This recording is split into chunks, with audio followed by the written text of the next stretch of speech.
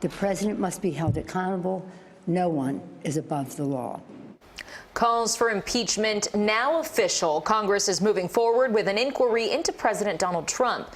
President Trump and his Ukrainian counterpart will meet today in New York on the sidelines of the United Nations General Assembly. A meeting that normally wouldn't draw much attention is now in the spotlight after a past conversation between the two leaders has now led to the formal impeachment inquiry against the president. CBS 4's Laura Podesta has the latest developments.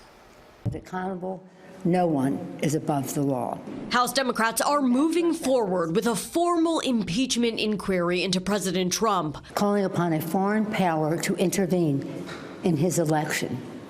This is a breach of his constitutional responsibilities. Speaker Nancy Pelosi made the decision after a recent surge in support from moderate Democrats. I have only one thing to say.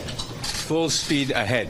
It came following a whistleblower complaint and an apparent admission from President Trump that he pressured Ukraine's president to investigate a political rival. But there was pressure put on with respect to Joe Biden. What Joe Biden did for his son, that's something they should be looking at. CBS News has learned the president ordered the State Department and Pentagon to withhold hundreds of millions of dollars in military aid days ahead of the July 25th phone call. The White House denies it had any quid pro quo agreement with Ukraine. With a president who believes he's above the law, pursuing the leader of another nation to investigate a political opponent to help win his election is not the conduct of an American president.